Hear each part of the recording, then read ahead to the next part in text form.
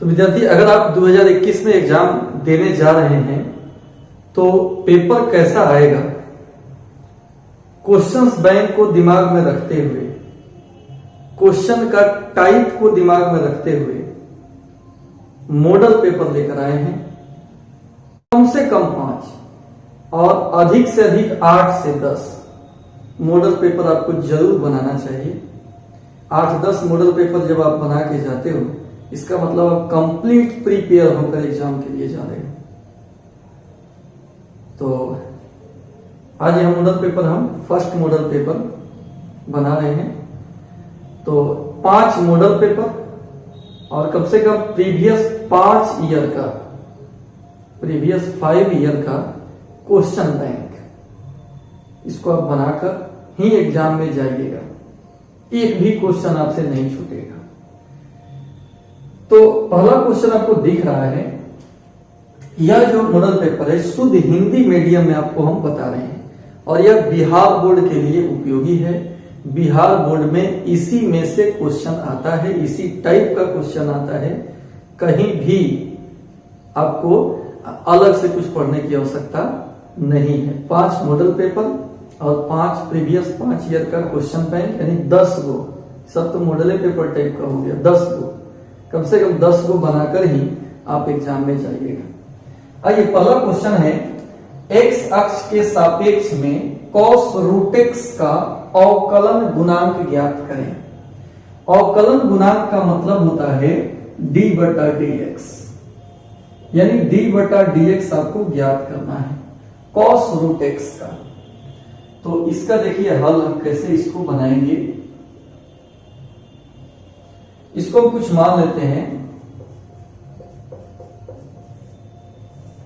माना कि y बराबर कॉस रूट एक्स। अब इसका x के सापेक्ष अवकलन गुणांक ज्ञात करना है।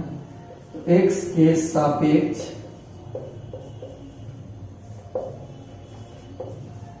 अवकलन गुणांक, अवकलन करने पर क्या हो जाएगा, dy बाई डी एक्स, यानी डी कॉस रूट एक्स बटा डी एक्स। ये हो डी कॉस रूट एक्स बटा डी एक्स। अब आपको सोचना है कि क्या डायरेक्ट इसका कोई फॉर्मूला लगेगा। तो देखिए ध्यान से, आपको फॉर्मूला बताया गया है, सूत्र आपको बताया गया है कि cos x का d by D x minus sine x होता है। cos x का d by D x minus sine x होता है दोस्तों। तो यहां cos के आगे वाला नीचे हो तभी इसका माइनस साइन होगा। यहां cos के आगे वाला नीचे है क्या, नहीं है, तो अभी उस सूत्र इसमें लगेगा, नहीं लगेगा। उस सूत्र को इसमें अगर यूज करना है तो आपको ऐसे लिखना होगा, D cos root X D root X D root X बटा डी एक्स। कॉस का होगा माइनस साइन और रूट एक्स का 1/2 रूट एक्स। रूट एक्स का कितना होगा, 1/2 रूट एक्स, यानी माइनस साइन रूट एक्स बटा 2 root X, minus sine root X बटा 2 रूट एक्स। ये आया आपका। अब इसमें 4 ऑप्शन कौन कौन दिया है देख लीजिए। ए ऑप्शन है, ए ऑप्शन है 1 बटा root X sine root X, 1 बटा root X sine root X. B number option है 1/2 root X sine root X.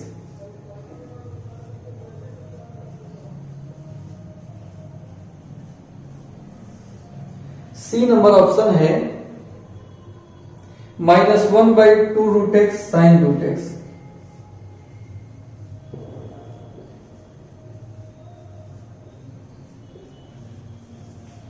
और डी नंबर में है साइन रूट एक्स।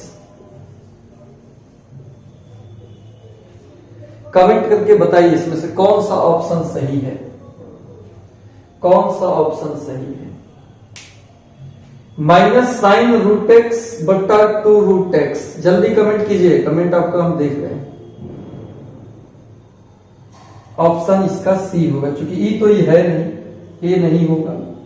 बी भी 1/2 रूट एक्स साइन, प्लस में बी दिया है, आंसर आया है माइनस में, तो ई भी नहीं होगा, ई हो जाएगा, ई भी नहीं होगा। इसका सही करेक्ट आंसर कौन सा हो जाएगा, सी हो जाएगा।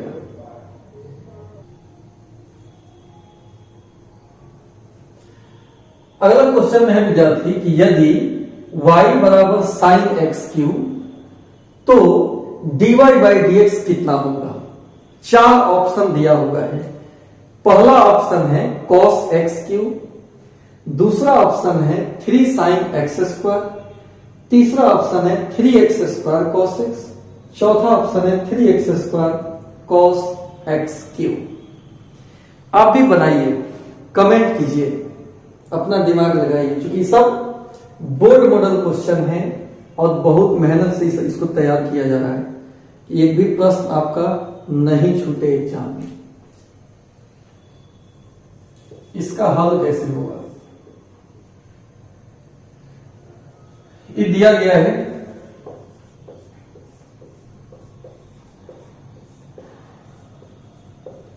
दिया गया है y बराबर साइन एक्स की, dy बाई डी एक्स निकालना है। dy बाई डी एक्स निकालेंगे d साइन एक्स क्यू बटा dx। अभी इसका फॉर्मूला यहां पे देखिए, अभी फॉर्मूला इससे पहले वाला भी इसी तर्ज पर था।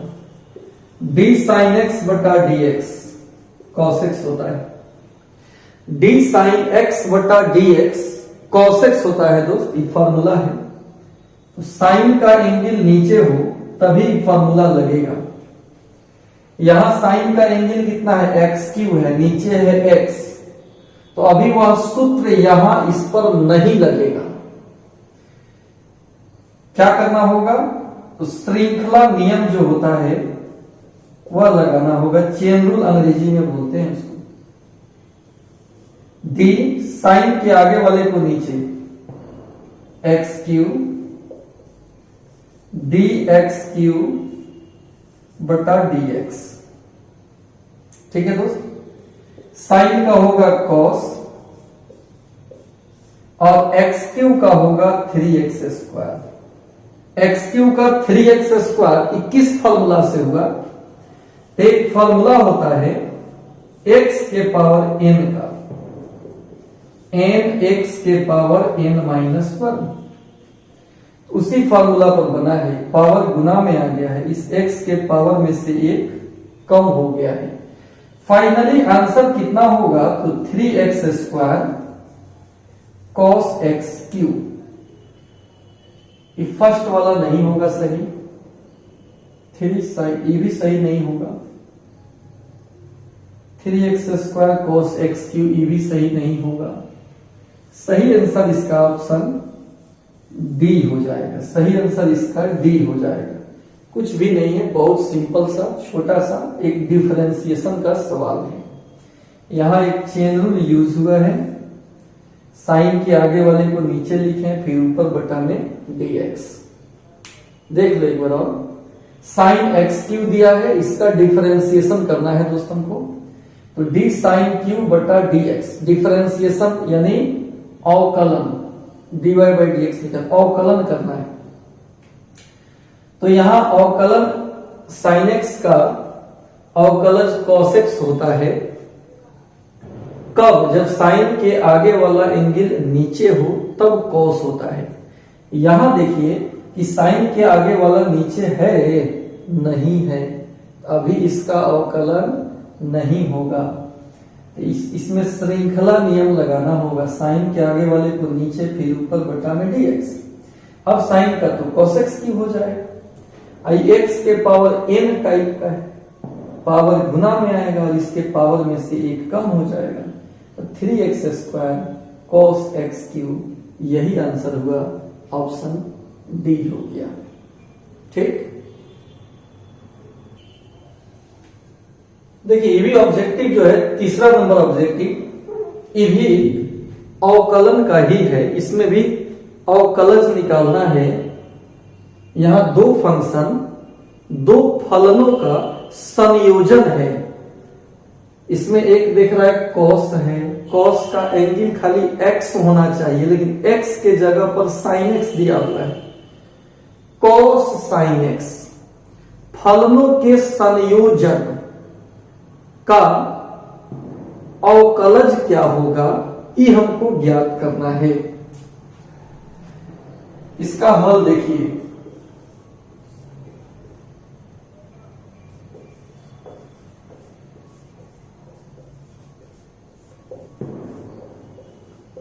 दिया गया है d/dx cos sin x। तो यहां डायरेक्ट फॉर्मूला नहीं लिखेंगे हम cos का, डायरेक्ट फॉर्मूला cos का d/dx माइनस sin x होता है, लेकिन हम डायरेक्ट नहीं लिखने वाले। cos का d/dx माइनस sin x होता है जरूर, लेकिन देखिए फॉर्मूला का यहां पे cos का d/dx माइनस साइन होता है, लेकिन cos का एंगल कहां होना चाहिए, नीचे, तब जाके फॉर्मूला होगा। cos का एंगल कहां होना चाहिए, नीचे, तब जाके फॉर्मूला होगा। अब देखिए यहां cos का एंगल कितना है, sin x है, क्या यह नीचे है, तो अभी तो ये फॉर्मूला नहीं लगेगा। फॉर्मूला अगर यूज करना है तो क्या करना होगा आपको, श्रृंखला नियम यहां पे यूज करना होगा। cos sin x d, cos का जो एंगल है इसको नीचे लिखना होगा, फिर गुणा में ऊपर बटा में dx। अब cos का d/dx साइन माइनस साइन अब हो जाएगा, एंगल जो है वो तो लिखाएगा नहीं, इसमें एंगल बदला है, देखो तो cos का माइनस साइन, जो एंगल है वो रहेगा। ठीक है, यहां भी केवल cos का माइनस साइन होगा, जो एंगल है वो रहेगा, और sin x का cos x हो जाएगा। तो minus sine sin x into cos x, minus नहीं है, a नहीं होगा, minus sine sin x into b हो जाएगा, c भी नहीं होगा और d भी नहीं होगा। वैसे भी आपके एग्जाम में, बिहार बोर्ड के एग्जाम में वन ऑप्शन करेक्ट वाला क्वेश्चन होता है। जितना क्वेश्चन होता है सब में एक ही ऑप्शन सही रहता है, तो एक अगर सही है तो बाकी सब क्या हो जाएगा, गलत हो जाएगा। समझ गए कि एक बार और समझाएं। देखिए कंपोजिशन ऑफ फंक्शन यानी फलनों के संयोजन का सवाल है, और इसका आपसे अवकलज पूछ रहा है, इसका डिफरेंशिएशन पूछ रहा है। तो जो दिया गया है उसको हम लिख लिए।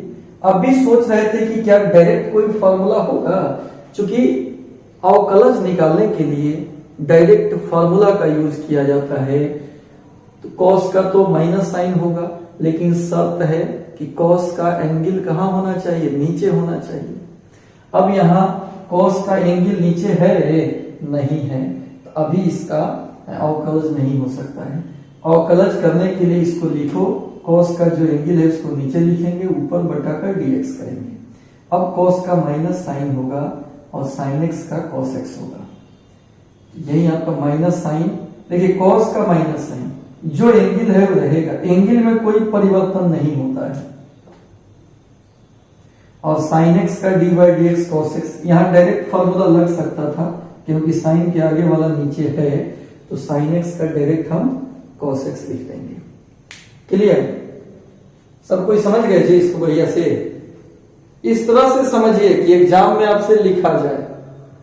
ठीक, कमेंट करके बताइए कि समझ में आ रहा है कि नहीं। चलिए विद्यार्थी, कॉस रूट एक्स बटा रूट एक्स का इंटीग्रेशन, ये भी बहुत बेहतरीन क्वेश्चन है और बोर्ड में इस टाइप का क्वेश्चन अनेकों बार, बल्कि यही क्वेश्चन 2-3 बार 4 बार पूछा हुआ क्वेश्चन है। बहुत ही शानदार क्वेश्चन है। देखिए हम कैसे बना रहे हैं, इसका हल हम कर रहे हैं।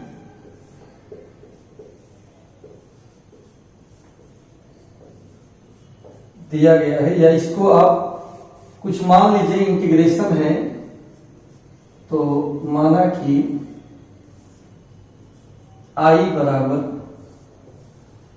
कॉस रूट एक्स बटा root X into D X, यही दिया हुआ है।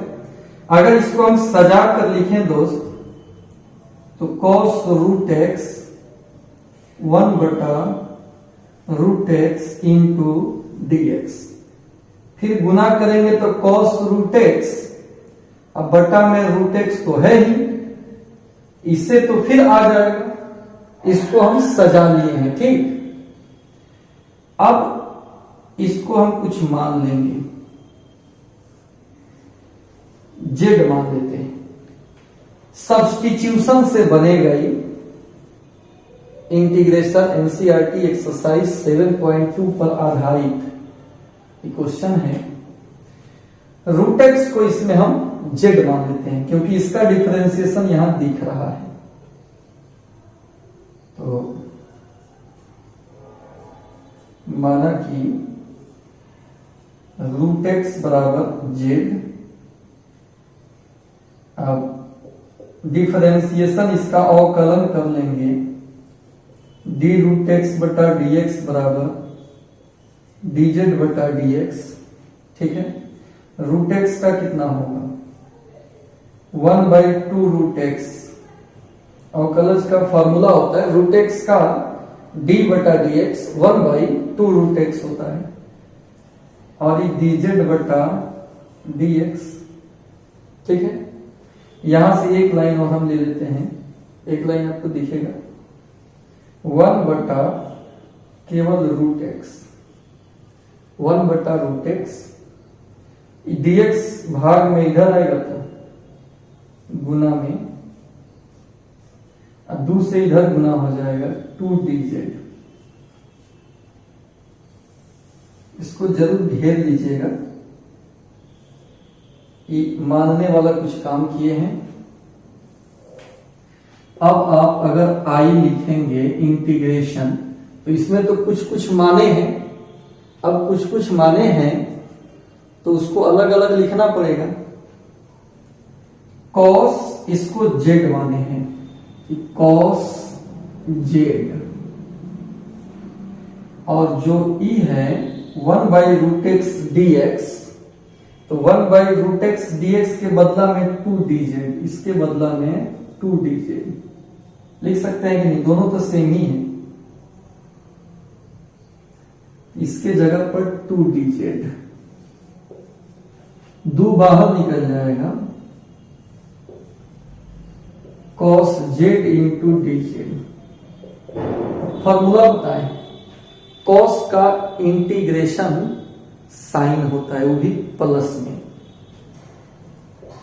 2 साइन जेड प्लस सी, इंडिफिनिट इंटीग्रेशन है, तो इंडिफिनिट इंटीग्रेशन में एक कांस्टेंट को अपना से जोड़ते हैं हम लोग।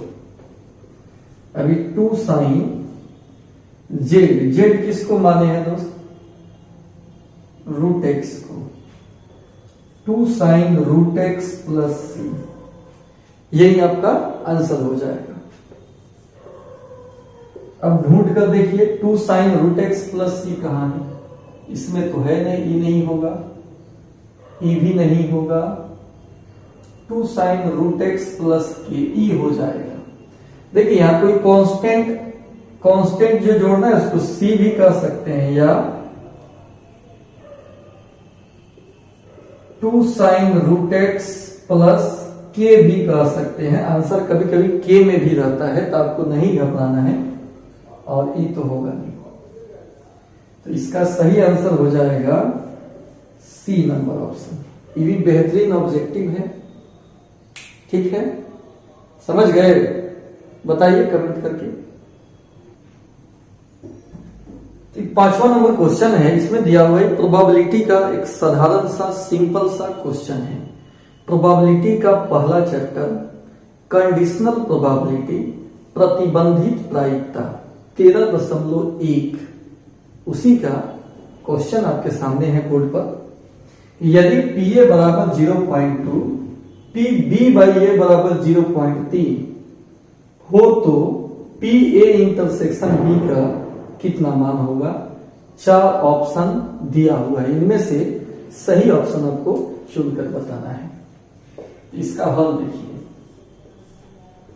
दिया गया है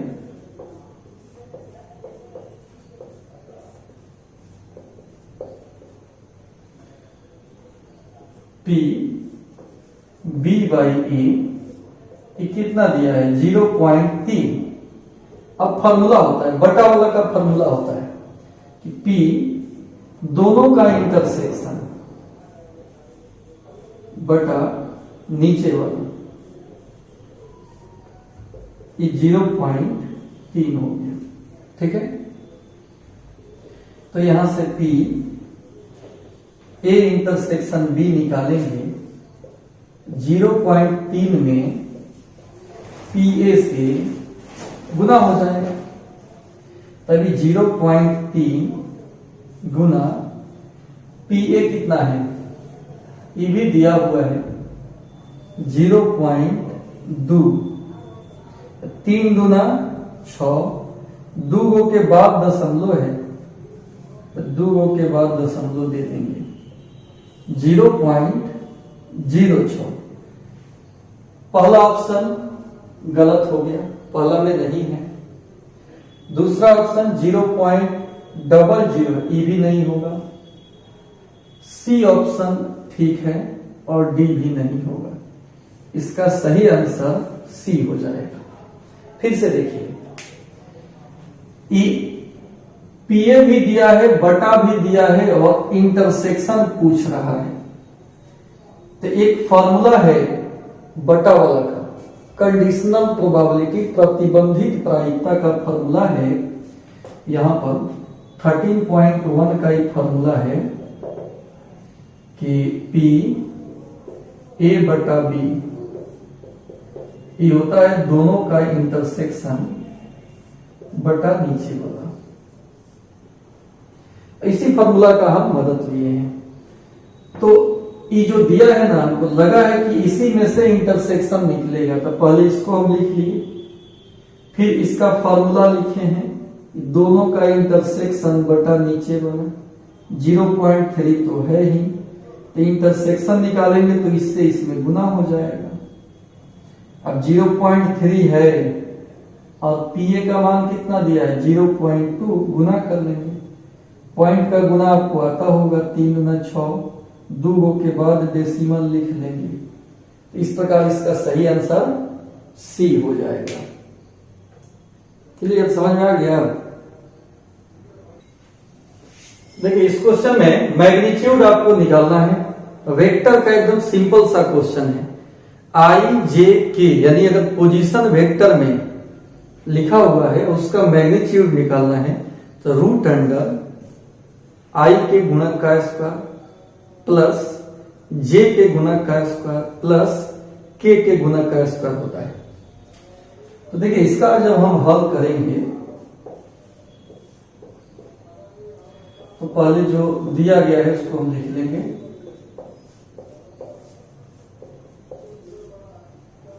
आई जे के, और इसका मैग्नीट्यूड पूछ रहा है। ये होता है रूट अंडर आई के गुणक का स्क्वायर, कुछ भी गुणक नहीं है तो उसका मतलब 1 है। जे के गुणक का स्क्वायर, ये भी 1। के गुणक का स्क्वायर, ये भी 1, यानी under root 1 plus 1 plus 1 root under 3 इसका आंसर होगा। अच्छा, मैग्नीट्यूड है, कभी भी माइनस में नहीं होगा, कभी कभी ऑप्शन में निगेटिव -√3 भी रहे तो वो आंसर में नहीं होगा। मैग्नीट्यूड हमेशा क्या होता है, प्लस में होता है। तो इसका ए आंसर तो होगा नहीं, बी ठीक है, सी भी नहीं होगा और डी भी नहीं होगा। इसका सही आंसर कौन सा हो जाएगा, बी नंबर इसका सही आंसर हो जाएगा।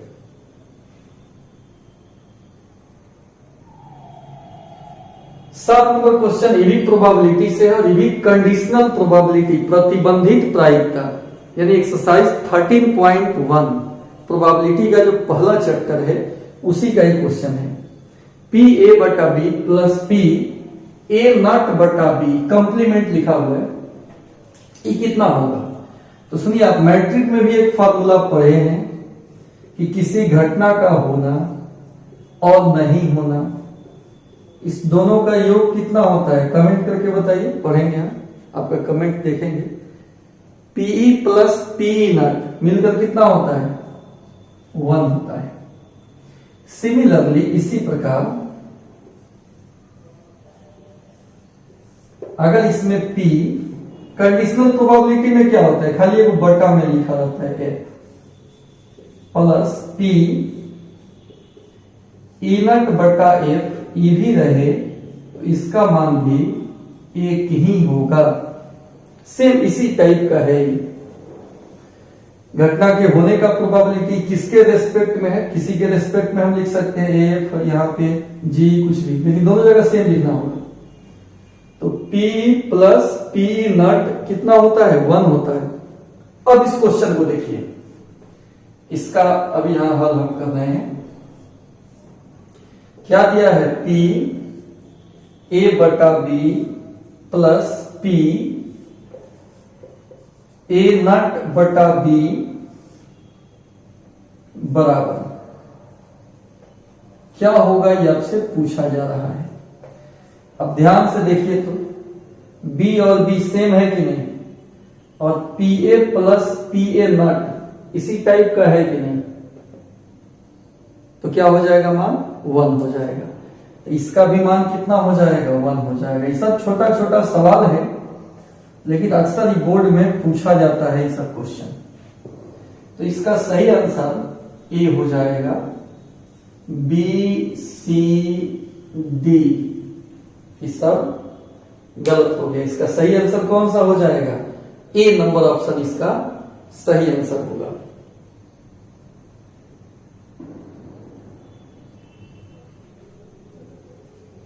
अब देखिए, यहां भी ए पर डैश लिखा हुआ है, लेकिन प्रोबेबिलिटी नहीं है, ये आव्यूह का क्वेश्चन है।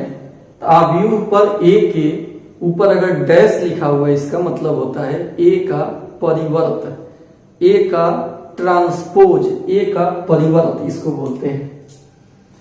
तो देखिए, आपको डेफिनेशन में बताया गया होगा कि यदि ए हमारा ऐसे है AIJ M/N, तो इसके परिवर्त में क्या होगा, तो इसका परिवर्त जिसको अंग्रेजी में हम लोग ट्रांसपोज कहते हैं, A डैश या A के पावर T द्वारा सूचित करते हैं। और ये होता कितना है, तो इसमें रो कॉलम में बदल जाता है, AJI हो जाएगा, और यहां भी ऑर्डर भी पलट जाता है। परिवर्तन शब्द से बना है, तो इसमें IJ भी बदल जाता है और इसका कोटि भी बदल जाता है, जिसको इंग्लिश में हम लोग ऑर्डर बोलते हैं। अब आइए इस सवाल का हल हम लोग देखते हैं। यहां A M/N कोटि का आव्यूह है, यानी आव्यूह A की कोटि कितना है, M/N है। अतः आव्यूह A के ट्रांसपोज यानी A के परिवर्त की कोटि क्या होगा, जाहिर सी बात है यहां पर उलट जाएगा, चेंज हो जाएगा, उल्टा लिखाएगा। कितना लिखेंगे? n/m लिखेंगे। तो हमेशा अगर a का कोटि मालूम है तो उसके परिवर्त का कोटि क्या होगा? जस्ट उल्टा लिखाएगा। क्लियर, समझ गए? जो नहीं बुझा है कमेंट करना है, बताएंगे। चलिए 9 नंबर क्वेश्चन जो है इसमें लॉग के प्रॉपर्टी पे आधारित क्वेश्चन है। इस क्वेश्चन को पूछने का तात्पर्य यह है कि आपको लॉग का प्रॉपर्टी आता है कि नहीं। लॉग का प्रॉपर्टी आएगा तो बहुत बिल्कुल आसान है। अभी तो e का पावर 3 log x देख कर लग रहा है कि बहुत डिफिकल्ट होगा, लेकिन ऐसा बात नहीं है, डिफिकल्ट है नहीं, बिल्कुल आसान है। इस टाइप का सवाल बार बार पूछा जाता है।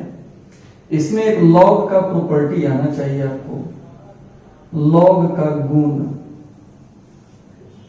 लॉग का गुण, लघु गणक का गुण। एक गुण है e के पावर log fx हो तो केवल fx हो जाता है। e का पावर log fx हो, e या log हट जाता है, खाली आंसर कौन सी मिलेगा? fx। ऐसा 12 गुण होता है। कुछ गुण आप लोगों को पता भी होगा जो साधारण गुण है, जैसे log m गुना n, e हो जाएगा log m plus log n, चाहे log m बटा n, log m minus log n। तो ये छोटा छोटा log m का पावर n log m का पावर n log m। तो ये 2 3 4 आपको कॉमन याद रहता है, लेकिन ये भी एक है। ऐसा 12 गुण है। प्लेलिस्ट में पूरा लॉग बढ़िया से पढ़ाए हुए हैं, वहां से आप मदद ले सकते हैं। हालांकि ये आप याद रख लोगे तो डिफरेंशिएशन में जो आएगा, जो सिंपल आपको याद है वो, और ये कोई एक्स्ट्रा में इसको याद रखिएगा। तो e का पावर log fx होता है। इसी प्रॉपर्टी से, इसी गुण से, log का गुण, गुणक लिखा गया, इसी प्रॉपर्टी से इसका हल करेंगे हम। दिया गया है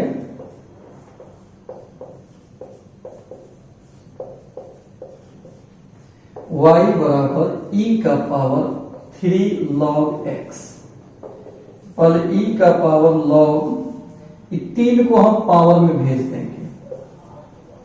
एक होता है ना log m का पावर n log m होता है, पावर है वो गुना में आ जाता है। चाहे हम ऐसे कहें कि गुना वाला को हम कहां भेज सकते हैं? पावर में। तो ई गुणक को हम पावर में भेज दिए हैं जानबूझ के, क्योंकि ई का पावर 3 log का नहीं, खाली ई का पावर log रहे तो फॉर्मूला बन जाएगा। यहाँ 3 क्या कर रहा है? 3 यहाँ पर एक्स्ट्रा हो गया। 3 को आखिर क्या करें?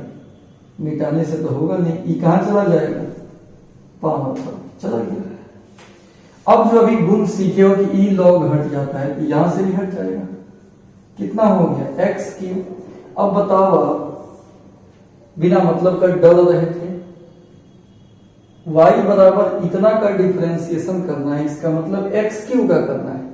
x3 का अवकलज आपको निकाल कर बताना है, तो बड़ी आसान है। इसका dy/dx निकाल लीजिए। x3 का कितना हो जाएगा? 3x²। तो आप डर के अगर क्वेश्चन छोड़ देते तो आपसे नहीं बनता, जबकि इसका सही आंसर ऑप्शन ए होगा, बी सी डी नहीं होगा। तो बिल्कुल डरना नहीं है क्वेश्चन से। देख रहा था कितना कॉम्प्लेक्स दिख रहा था यहाँ पर, और ई हो गया x3, और x3 का आसानी से डिफरेंशिएशन कर लेंगे। अधिकांश तो सवाल जिसका कॉम्प्लेक्स बहुत बड़ा लंबा चौड़ा में दिखे, उसका आंसर अपने सबसे सिंपल होता है, सबसे सिंपल होता है। फिर से देख लो, y दिया है e का पावर 3 log x, तो e 3 कहां चला जाएगा? पावर में। e भी log का गुण है, e log हट जाएगा, x3 हो गया। अब x3 का अवकलज निकाल लेंगे, इसका फॉर्मूला होता है पावर गुना में आएगा, इसके पावर में से एक कम होगा। कौन सा फॉर्मूला? ये फॉर्मूला है x के पावर n का कितना होता है? n x का पावर n माइनस, उसी से बन गया। ठीक, अभी भी नहीं समझ में आया कमेंट करिए, बताइए। चलिए, ये जो आपका है त्रिविमीय ज्यामिति, ठीक है, उसका क्वेश्चन है। त्रिविमीय ज्यामिति कौन सा एक्सरसाइज हो गया? अभ्यास 11.1 11.2 इस पर आधारित ही क्वेश्चन है। देखिए क्वेश्चन क्या है, इस प्रश्न में है कि दो रेखा जिसकी दिक् कोज्या यानी direction cosine L1 M1 N1 और L2 M2 N2 है, परस्पर लंबवत होते हैं यदि। तो देखिए इसके लिए कंसेप्ट है यहां, दो लाइन अगर पैरेलल है, पैरेलल माने समानांतर, समानांतर, समानांतर, समानांतर के लिए कंडीशन होता है कि L1 बटा L2 दिक् कोज्या का अनुपात समान होता है, दिक् कोज्या का अनुपात समान होता है।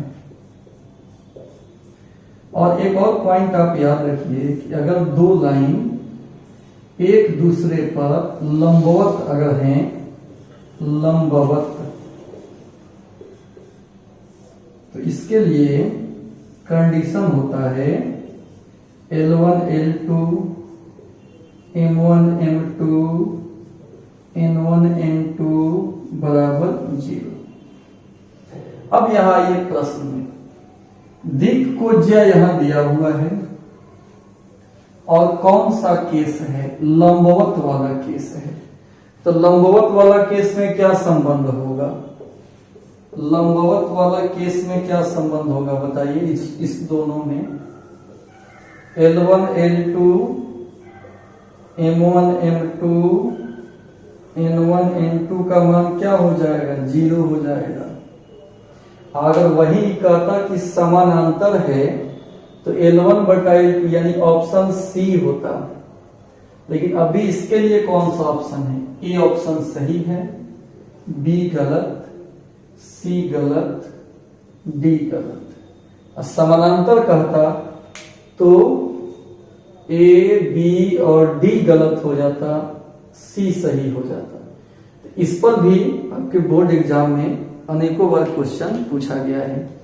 तो ये पार्ट 1 है, फिर पार्ट 2, पार्ट 3 ऐसे करके कंप्लीट इसमें जितना क्वेश्चन आपको जवाब देना है बोर्ड में 50 ऑब्जेक्टिव, उसके बाद शॉर्ट क्वेश्चन 15 शॉर्ट क्वेश्चन और 4 लॉन्ग क्वेश्चन, ठीक है। ये पूरा कंप्लीट इस टाइप का बना हुआ सेट मिलेगा, ये मॉडल सेट है। इसको आप जरूर बनाइएगा एग्जाम से पहले, इसमें से डायरेक्ट क्वेश्चन लड़ेगा, ठीक है। क्वेश्चन इसी में से रहेगा, इसको ध्यान में रख के यहाँ पे कलेक्शन किया गया है। तो आज रहने देते हैं, फिर मिलते हैं अगले वीडियो लेक्चर में।